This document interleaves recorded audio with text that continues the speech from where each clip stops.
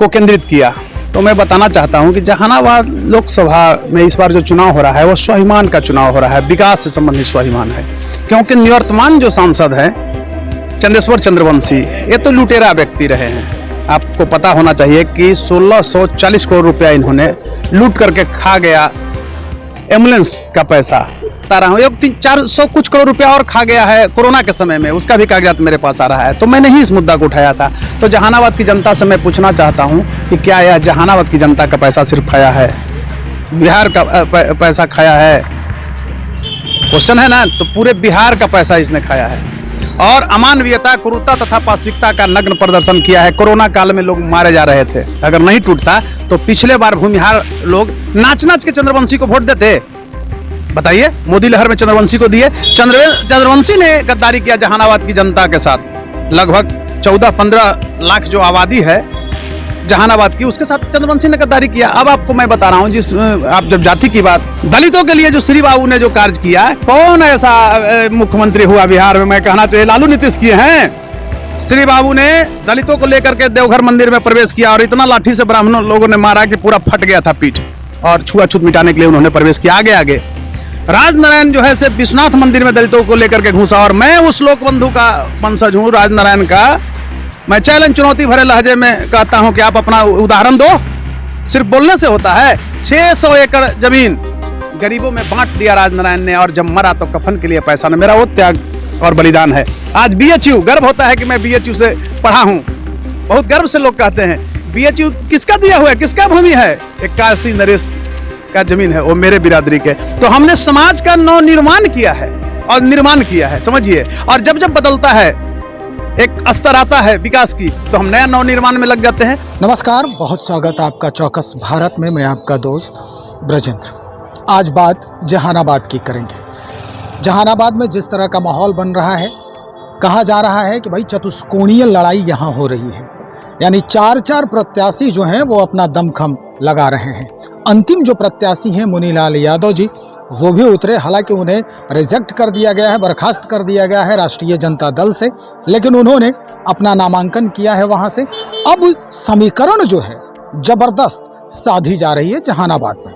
सबसे पहले अगर हम बात करें डॉक्टर अरुण कुमार की, तो वो BSP के प्रत्याशी हैं। उसके बाद सुरेंद्र यादव, डॉक्टर सुरेंद्र यादव जो RJD के प्रत्याशी हैं, और उसके बाद मुनीलाल यादव जो निर्दलीय लड़ाई लड़ रहे हैं। और अगर एक तरफ और देखें तो उसी समाज के, जिस समाज के डॉक्टर अरुण कुमार हैं, उसी समाज से एक और हैं आशुतोष, वो भी अपना भाग्य आजमा रहे हैं। कैसा माहौल है वहाँ, क्या समीकरण साधे जा रहे हैं, किन समीकरणों पर जनता विश्वास करेगी? आज ऐसी ही कुछ बातें हैं जहन में, जिसका हम जवाब ढूंढने के लिए पटना उच्च न्यायालय के डॉक्टर कौशलेंद्र नारायण जो हैं वकील हैं, उन्हीं से आज हम मुखातिब हैं। हालांकि डॉक्टर कौशलेंद्र नारायण जो हैं ये नेशन फर्स्ट डेमोक्रेटिक पार्टी के राष्ट्रीय अध्यक्ष भी हैं। इन्हीं से आज बातचीत करते हैं।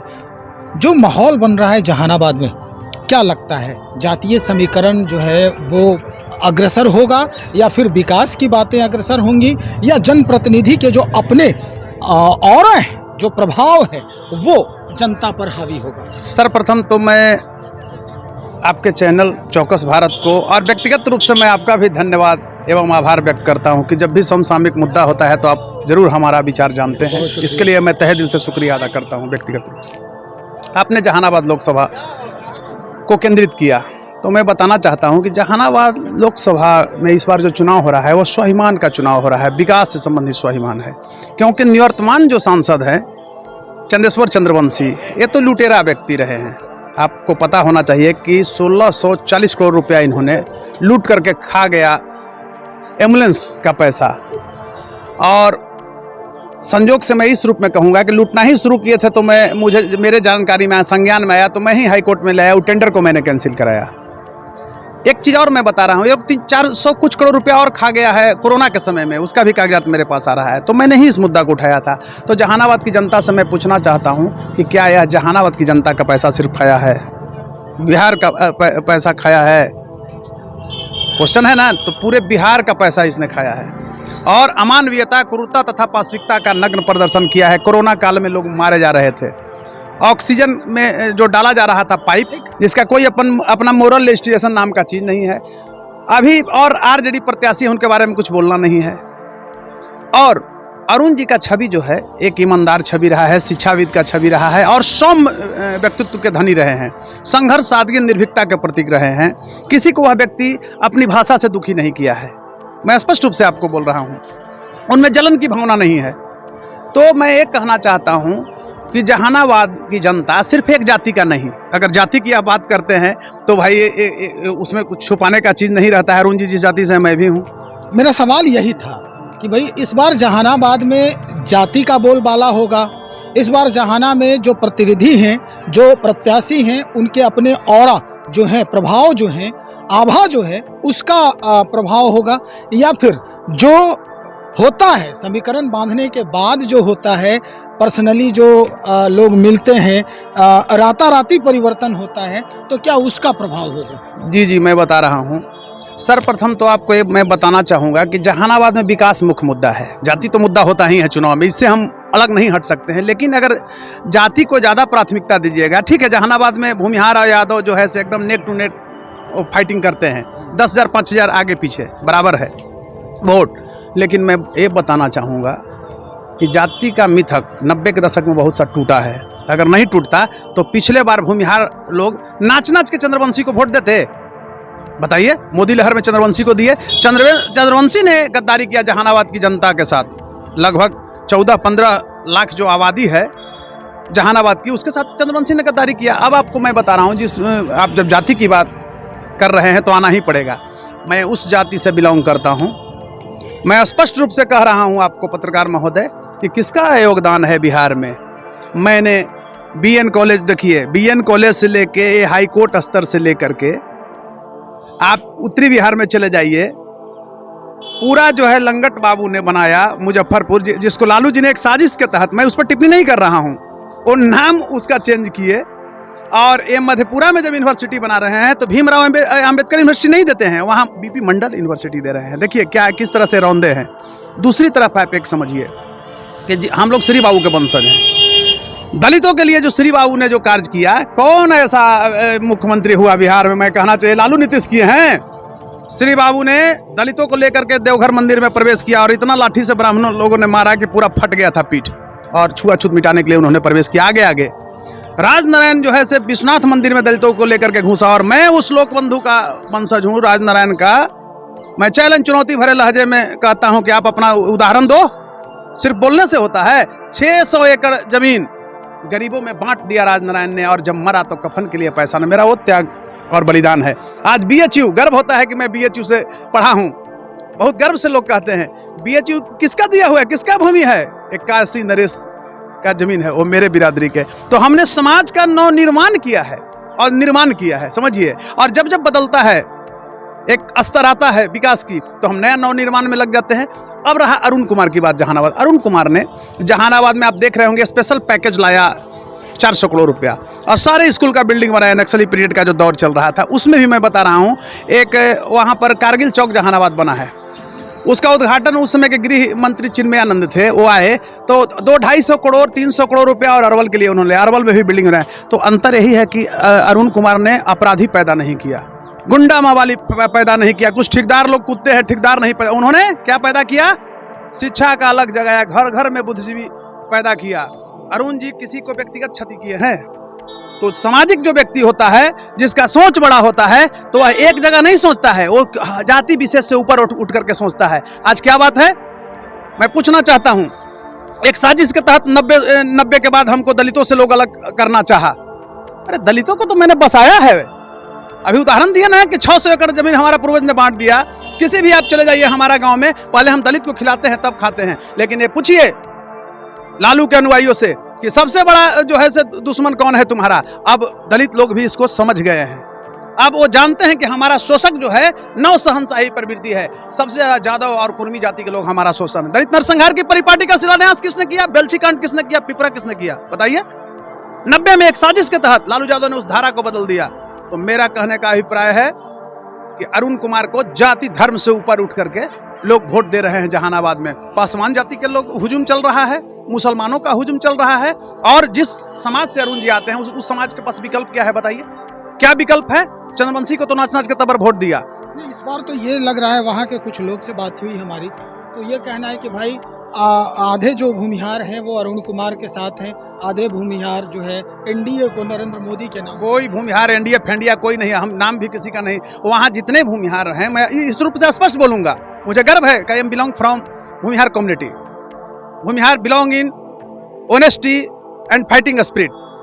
हम ईमानदारी में भी विश्वास रखते हैं, लड़ने में भी विश्वास रखते हैं समाज के निर्माण के लिए। तो वहाँ हमारा ही समाज नहीं, आप ये समाज तो अरुण जी के साथ हैं। अरुण जी कोई चोर मवाड़ी हैं?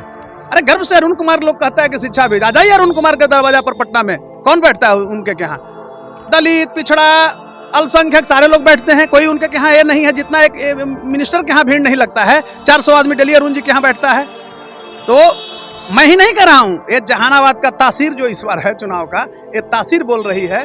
और भूमिहार कम्युनिटी तो अरुण जी के साथ 100 में 100 है। आना दीजिए रिजल्ट, लोगों को पता चलेगा। हाँ, मैं कहना चाहता हूँ कि 2-4% में हर लोग में होते हैं, वो जुगाड़ में रहते हैं।